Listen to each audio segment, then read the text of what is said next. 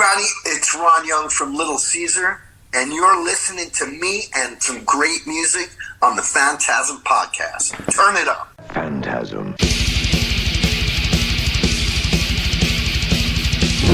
Maximum terror. Oh! That's your target audience, baby! Phantasm. And you know something? I sort of enjoyed it. Phantasm. Sell the metal! Sell the metal! Sell the metal! Sell the metal!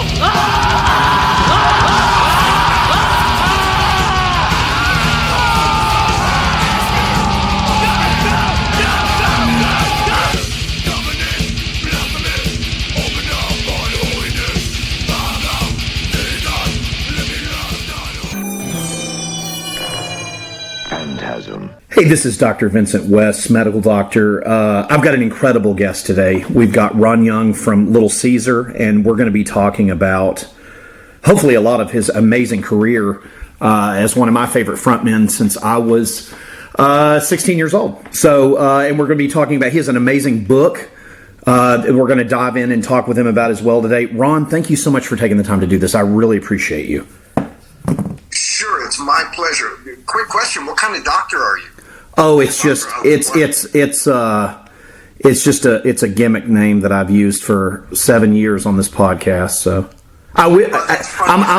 it's my homage to Vincent Price and the Herbert West character from Reanimator. Fabulous, because I do the same. It's sort of a gag title. I call myself Singer, so it works great. So, Ron, just to dive in with you here, can you tell me how Little Caesar came about for you, and then if you would go into, if it's cool, kind of go into how you guys got signed and then and all that fun stuff. Just I've been dying to ask you this since I was a kid, so I would love to hear this. The quick background on that is, I moved to LA from New York, because the rock scene was kind of dying out in New York and hip-hop was taking over. So I got out here, and there was this huge explosion of all these hair bands. Guys that look like women, and, that was kind of the flavor, and that's what was getting signed. And that kind of made me panic because I was all into motorcycles, and I didn't look good with hairspray and makeup. There's nothing wrong with that, but it wasn't my thing. So decided to try to put plus I didn't care for loving the blues and rhythm and blues as much as I did. All of that stuff was more pop oriented, so I decided to try to find a bunch of like-minded guys that were like blue collar, middle class, blues based, down to earth kind of guys, because I thought that would kind of stand out in the crowd. So put this collection of guys together, and well, what are we going to play? So we decided we picked some rhythm and blues covers to try to hard rock up, because that was my concept. Try to do a hard rock version of an R&B based kind of blues based band. Amazing. And Chain of Fools, which wound up being our first single, was the first song that we jammed on. Oh, wow. And it just stuck with us. Yeah, so, it was interesting because, we kind of put this together and we'd written a bunch of songs, and we're like, okay, well, let's start doing some shows. Well, at the time, I was working as the doorman at a couple of clubs in LA. One being the Club Lingerie, which was a great showcase place. Oh, wow. And this other place called Music Machine. So I went to the booking agent at the Music Machine. Now, at this point, we're all riding motorcycles, and we have this whole group of people. Like, it's LA, so it's like Billy Idol and Nick Cage and all these people riding around on Harleys. And so I went to the booking agent at the Music Machine. I said, listen, I want to do a show here for my new band, and I want to really do it right. So I know you've never heard of us, but give me the headlining slot on a Saturday night, and if I can't pack this place, then you never have to book me again. And he was like, wow, that's kind of a bold thing. I'm like, well, you no guts, no glory. So we went around passing out flyers at all the bike events and all the bars and putting them on all the motorcycles and all the rallies and everything. Came the night of our first show at the Music Machine, and there was motorcycles all the way down the block.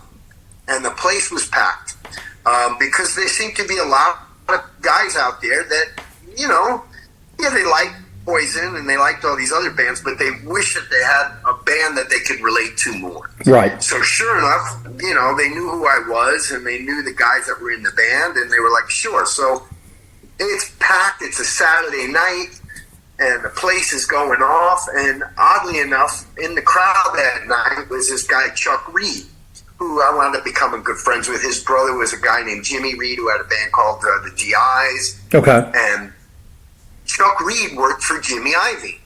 He was one of his assistants. And so Chuck sees us, and he's like, he was, really excited about the band, thought the band was great. And he told Jimmy Iovine about us. And Jimmy says, set up a meeting. So set up a meeting and played for Jimmy, and Jimmy was blown away. He's like, oh, man, this is the kind of band we need more of, and, all this kind of stuff. And next thing we know, we're being managed by Jimmy Iovine after one show. So right. It just kind of took off from there. Once you have a name like Jimmy Iovine involved, everybody wants to check out the band. And he started to, when the word started to filter out that we were managed by Jimmy, every label was sniffing around, checking us out at our shows. And, then all of a sudden this bidding war gets started, and it kind of blew us away. Made us really nervous because we weren't in it for the money, and we didn't think that a band could just explode like that. So sure enough, that was wound up, as history went on, a very smart way to look at it, because for us, everything that could go wrong did go wrong, including having guys like Jimmy Iovine manage us, and Bob Rock produce us, and John Kalodner A&R us. Right. And we had all of these people involved, and everybody thought it was a sure thing. And sure enough, as soon as you hit one bump in the road, and actually it was a lot of bumps, and there were big bumps, they all bailed like rats from a sinking ship, So, it was a meteoric rise, and, we wound up doing a record with Bob Rock. It took forever. We had to wait forever, but the record comes out, and it's doing great at radio and at MTV, and then everything just kind of came off the rails. And that's the beginning of the story of the demise of me and the band. So let me ask you this. So what year would that have been when there's the bidding war going on for Little Caesar? When was that? We put the band together in 88. So okay. Late in 88 was when we signed. Okay. We wound up, when we started working with John Kalodner, we told him that we wanted to make a very 70s sounding record. Our belief was that all of this highly produced pop metal stuff was going to fall by the wayside, and something was going to have to take its place. And we just kind of felt that we hoped that hard rock and that stuff would go back to its roots. Sure. And, and so at this point, Bob Rock was just a great engineer. He had engineered the Aerosmith records, and he had just finished producing The Cult, and that was coming out. And that whole concept really excited Bob. He said, I'd love to make a record like my heroes and producers made. Sure. And that was the concept. And when we went up to Vancouver to make the record, it started out that way. And then right in the middle of us making the record, I'll back it up. We were supposed to go up to Vancouver to start the record, and right as we were getting ready to go, John Kalodner and Bob Rock got into a big fight over Blue Murder. And so they weren't speaking to each other, and, it looked like, this is not going to happen because John and Bob are fighting.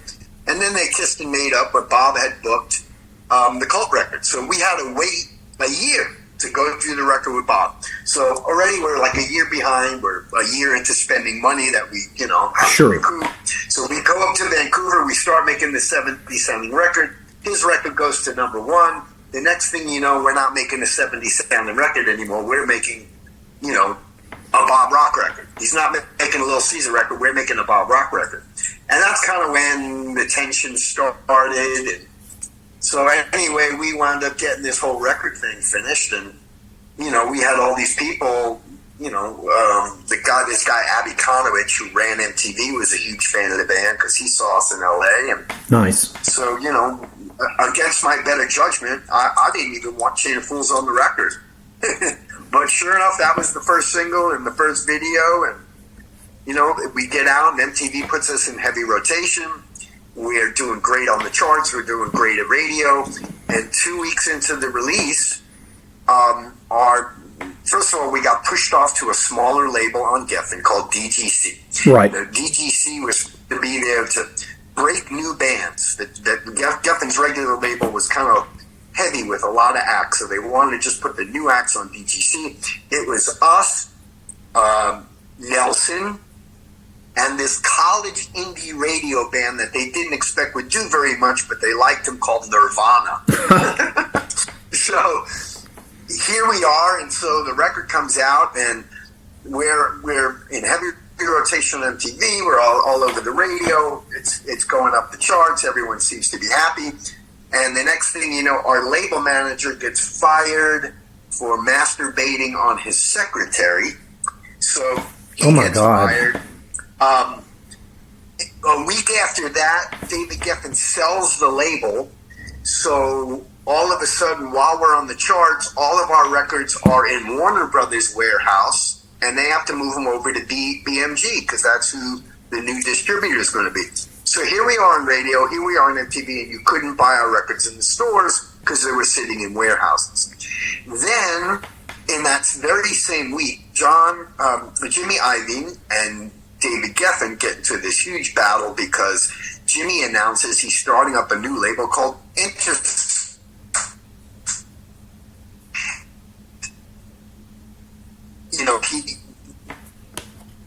told he's going to do his distribution through him. So they got into a big fight, and next thing you know, there's a battle going on with that. So it was just one thing after another, and the next thing you know, everyone's bailing off this project like rats on a sinking ship. So, here we are, 8 weeks into the release, licking our wounds. Our label wants us to fire our manager, because technically in California, you're not allowed to be a record label and a manager. It's against the law. Really? So when Jimmy announced, yes, you can't be a manager and a distributor. It's against the law in California because they think it's a monopoly. Okay. Where bad things can happen. So David Geffen starts leveraging us to fire Jimmy Iovine because he's now going to be a distributor, just out of spite. So we had to fire Jimmy. And, so all of a sudden now, once they sold the label, the new owners, the Japanese, see that there's 212 bands on the record label that no one's ever heard of. So it's time to start trimming the fat. So while they're looking for a new label manager who just got fired, they bring in this hatchet guy that just starts cutting budgets everywhere. And next thing you know, we're without a manager, we're without funding, we're without, distribution. So it was everything. It was the perfect storm of everything that could go wrong in a 1 month period that completely put the band, and at this point we're $1.1 million in the hole because going up to Vancouver, and Bob Rock is became such a perfectionist like he's been known to do. Right. We were up there for 6 months spending money with overdubs and background singers and keyboard players and 72 overdubs on everything, and we ran up a $1.1 million tab, and nobody wanted that on their resume. So it was an incredible. Like we used to sit around scratching our heads, go, how did this all go so bad so quick? And that was kind of the beginning of my personal demise. They let us do one more record, but they made it clear that they weren't going to promote it. They just had a contract they had to fulfill, so they gave us a small budget. That's how we got in and worked with an unknown producer named Howard Benson, who, wound up becoming a huge producer. But, the label made it very clear that they were going to do nothing to support this project anymore, and they just wanted it to go away because it was a black mark on their business. And that was our lives and our career. And, as I go into the book, that's when I started doing drugs, and I started, I'm just, it's me, my life is so hard, how'd this happen, and became a heroin addict. So, Ron was a happy ending, but it was a mess. Yeah, it's so.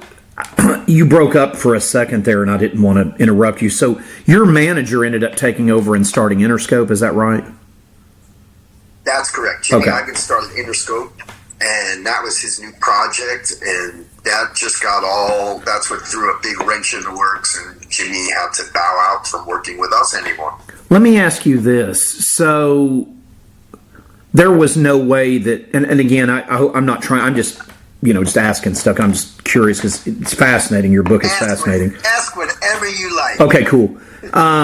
Did y'all ever at one point go, Jimmy, is there any way you can get us to Interscope and we can get out of this Geffen deals? Can we legally get out of this? Yes. And then, yes, when we sat down after they put out the second record and we were contractually finished, we had a meeting at the label with our new manager, Herbie Herbert, because they made us fire Jimmy. And Jimmy said, get out of your contract, come over, let's start again. Well, we have this meeting at Geffen. I'm sitting there with the new management, and David Geffen just says very clearly that he was going to let the band go, but hold me to what's called a key man clause. okay. In every contract for a group of creative individuals, there's a key man clause, so that, say, Joe Satriani becomes really famous playing for, Van Halen or with Steve Vai, and the label doesn't want to, they want to capitalize on that. So they can hold one guy out of the 5 to the contract, let the other 4 go. And David Geffen made it very clear that he knew there was other labels very interested in the band, and he couldn't allow us to go and reform on another label, become successful, because at that point it's going to become very well known that the Geffen company dropped the ball on this band. And he said, I have a reputation to protect. Because at this point, I was out in the press talking to Billboard and Rolling Stone, telling them exactly what happened. Right. And David Geffen was not happy about that. He didn't want any of this to come out publicly. And so he was angry about that. And he was like, listen. So me and Don Henley got into a fight. He didn't put out a record for years. Me and Neil Young got into a fight. And his comment was, I collect artists like I collect artwork. And so if you'd like, write some songs, put a new band together, you can bring it to me. If I like it, maybe we'll put out a record, maybe we won't. But you can't go and reform on another label. So that was it. Little Caesar was done. And at that point, I knew that basically I got caught in the middle of a big ego fight between Jimmy Iovine and David Geffen and John Kalodner and Bob Rock. Let me ask you this. What was the thing with Henley about? Well, David Geffen's very opinionated, and so is Don Henley. And Neil Young didn't put out a record for 10 years because he had a fight with David Geffen. Okay. And, it's just one of those things that artists go head-to-head with the corporations, and at some point somebody gives. And David Geffen's not a guy that is known to give a lot. Right. And certainly in our case, nobody was going to go to bat for us. It's not like Jimmy was going to not form Interscope so he could stay managing Little Caesar. So, Right. There goes that. And it's just one of those things. We had no power. If we were someone like Aerosmith or Don Henley, we could probably leverage a negotiation much better. But we were nobodies. I loved you guys, and this is kind of an interesting question for you, and I'd love your thoughts on this. Do you think outside of all of that going on, which is absolute chaos, do you think any of the reason maybe they gave up on the band because, and again, I'm not trying to lump you into a hair band, but do you think they're like, oh, we need to go sign more Nirvanas and Alice in Chainses and Soundgardens and all that stuff, the grunge stuff that was coming in? Well, no, because this was 1990. Okay. I remember distinctly when we were doing the second record. Okay. Because, again, I'm having these big fights with Bob Rock and John Kalodner saying, I wanted to make a 70s record. How did it... and don't get me wrong, I liked the first record, but it wasn't what we intended it to be. Right. It was a lot of the personality was shaved off the band. And I kept telling him that they're going to want an alternative to this corporate, pop-driven, hair metal that you keep putting on MTV. It's getting to the point you can't even tell them apart anymore. And sure enough, when we were doing the second record, I remember sitting in the studio, and that's when Smells Like Teen Spirit came on MTV. And I said, see, this is exactly what I'm talking about. Now, not that Little Caesar was a grunge band, right? But if you listen to Soundgarden's first record, it's very Black Sabbath, right? You know? Right. And that's what I was talking about. Bad Company meets AC/DC meets Leonard Skinner, that kind of record. And all of those grunge records were really simple records. They weren't overproduced. They all had the personalities of those bands, right, that really shone through. You could hear Kurt Cobain's personality on that record. Right. It wasn't, they didn't put all this overdubs, they didn't put all these reverbs, and that's what I was talking about. And I said, you know what? Everything's going to change now. But at that point, the die was cast with us at Geffen. So, but in 1990, there wasn't any of that. Okay. Till the heyday, Nirvana came and put a stake in the heart of hair metal bands. Oh yeah, I mean, I remember. It seemed like it happened overnight. It was like, yeah, because I was working at a record store back then as a teenager, if you can believe that, and I remember really just watching like what was on sale and what we were pushing or told to push. While I was still in high school, and I was like, and again, not saying that you guys were a hair band, but it seemed like anything that was rock. But if someone tried to lump it into that, I just didn't know if that played a role in that. But it sounded like you were already warning them that it was going to happen anyway. Yes, that's the battles I was having. I mean, remember, I was getting into fights with the label because I had a goatee and because I wore denim, fucked up oily denim clothing. Right. Here comes Chris Cornell. With the same curly hair, didn't have the tattoos, but a goatee. And it's like, see? Right. You're telling me that a band like us could never get marketed because we look too rough and we look too down to earth and we look too, we didn't look like rock stars. Well, none of those bands look like rock stars. They just were rock stars. Kurt Cobain was a rock star, but he wore a brown sweater with holes in it. Right. So again, all of my input was validated, but at that point, so what? There was nobody there to fight my cause anymore.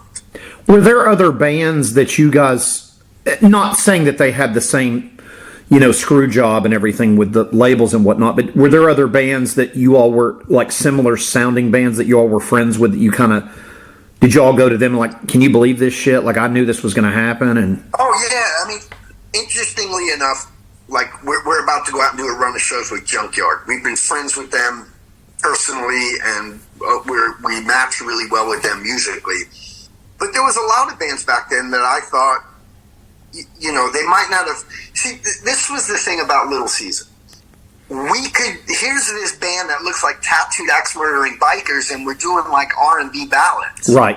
And they're like, well, how does a guy who sings like this with background 3-part harmony background vocals come out of a band that should sound like Motorhead?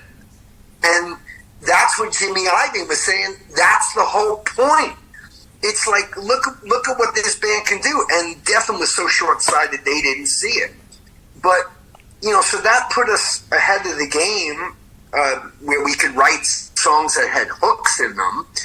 And so, but the look, it just, they couldn't get it through their head. But bands like Junkyard, it was like Raging Slab and Circus of Power. There were other bands that were out there that that bucked the mold, so to speak. Right. Rob Zombie, there was other bands, doing that. Bands like The Cult, they weren't like hair. They didn't have all the teased up hair, Right. So there were other bands out there, so that we weren't. I mean, the weird thing is like we were scratching our heads because it's like we're talking about coming across like AC/DC meets Bad Company, and we just look like we ride motorcycles and we're down to earth. What's so hard to comprehend about this? Right. It's like, this is everything that you've been weaned on from Led Zeppelin. Led Zeppelin, they were playing arenas and they were like no pyro. They were in jeans and just 4 guys on the stage, really close together. They let the music do the talking. They didn't use all the production. They didn't use any of that. So this is what we wanted to get back to. Black Sabbath records. Just you could hear every guitar part like you're in the room with the band. It didn't sound like it had to be in an arena to sell to an arena. So that at the time was a really hard sell.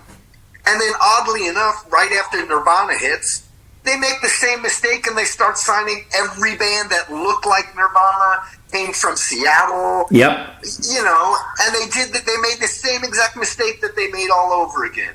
You know, it's like Pearl Jam, brought Creed, who brought Nickelback. You know, it's just right. All the post-grunge stuff. Yeah.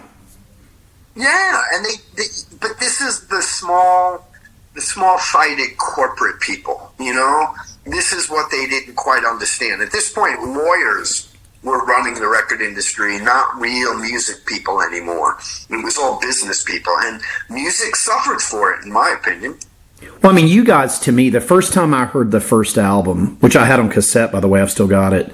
I've worn the label off where it's been listened to so many times, but I remember the first time I listened to you guys, it sounded like Bad Company, Thin Lizzy, and Aerosmith got put into a blender, and I loved it.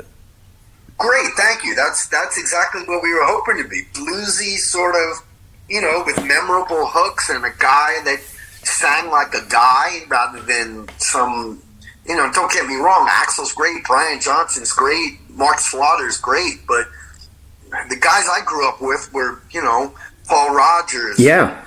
You know, the Van Zandt, and, you know, they sang and sounded like men, and they were bluesy. Greg Allman, yeah. You know? So I didn't understand why they couldn't comprehend why this was kind of a no-brainer. I mean, we weren't expecting to sell records to 16-year-old girls. Right. We thought we'd be tapping into the massive classic rock market, you know? But we didn't really ever get the chance to prove that concept. So. Do you know something I find fascinating? And again, I'm not making fun of this band, but this is what I don't understand. You guys were there, disappeared, right? I'm a huge fan. And then a band, and I don't care for this band, but a band that to me you guys were way better than, but somehow they got marketed. How did Jackal make it, and then they can't promote Little Caesar? And again, I'm not trying to take a shot at them, but I'm just saying, to me, you guys are better musicians, better records, better vocals, the whole shebang. You know why? Because the guy listen, you know, Jesse, whatever his name is, you know, God bless him, but because he played a solo on a chainsaw. I mean, I get it, but it was this. It seemed like they were doing the whole 70s thing. That gets eyeballs on MTV. Right. And that's really, you know, that's it. If you get enough eyeballs, I mean, like Little Caesar came out of the box. We debuted at number 78, and then quickly dropped off. And we had huge amounts of airplay at radio. But again, if you're not showing, we sold 160,000 records. We sold records faster than the Black Crowes did when they debuted. Damn. And that wasn't good enough because they all expected us to go platinum in 5 minutes because it's Jimmy Iovine. And I'm like, fans don't know who Jimmy Iovine is. They don't care who Jimmy Iovine is. Just play us at radio. Let us keep making videos. But like I said, it happened. The demise happened so quickly on a business and personality level that we never got the chance that most bands get to just try to build a fan base and a following. So, you know, that's just the rough and tumble world of corporate music, you know?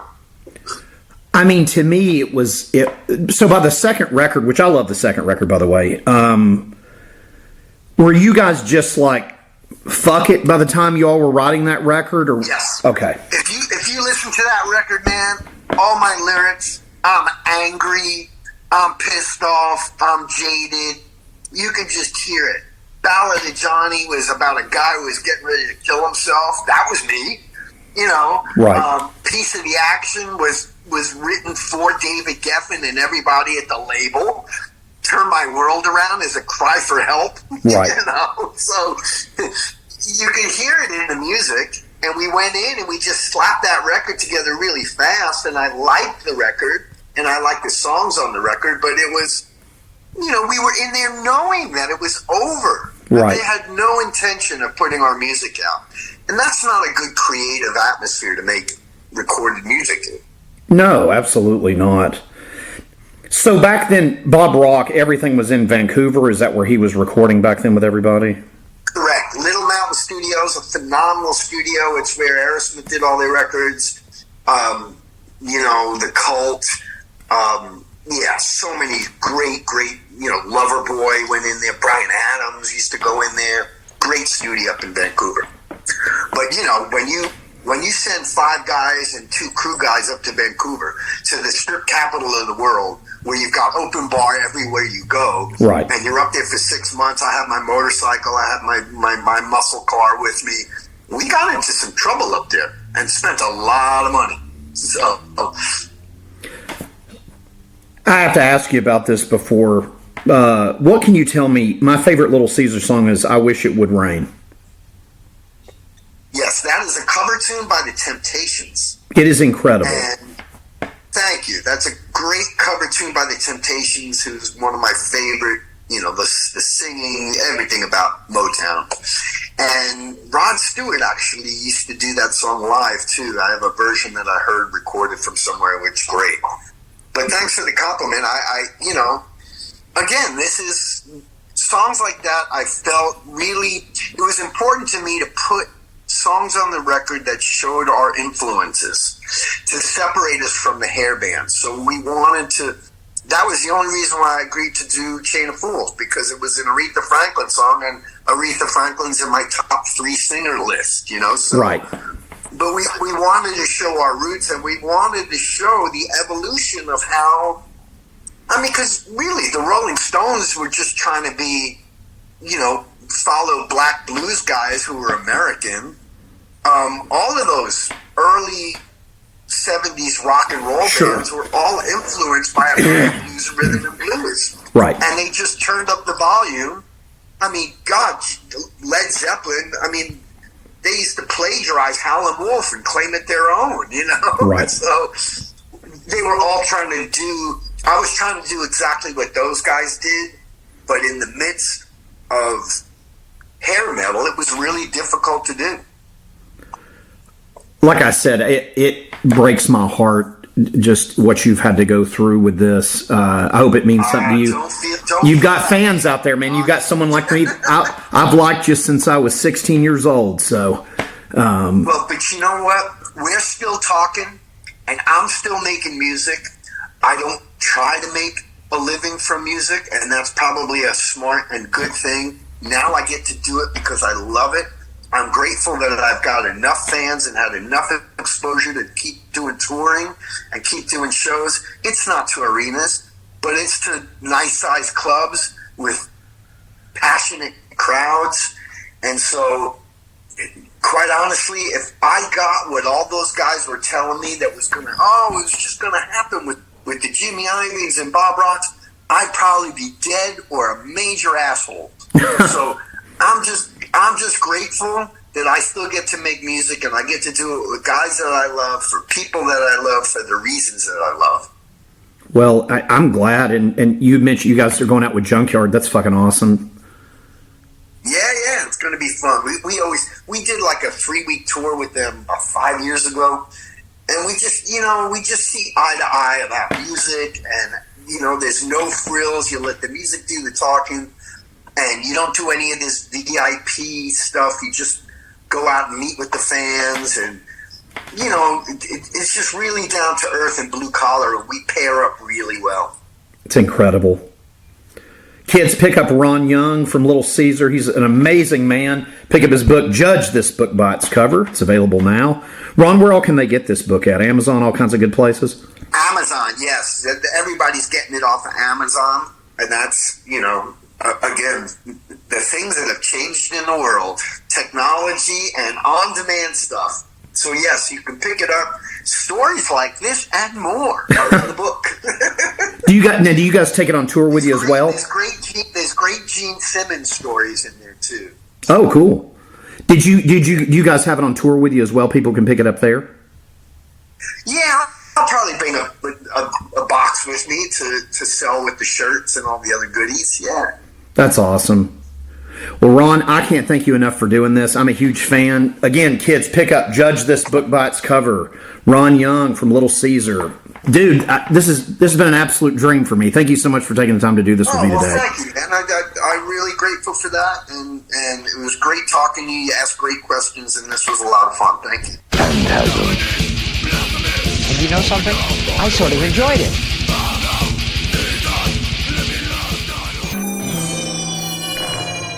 Phantasm.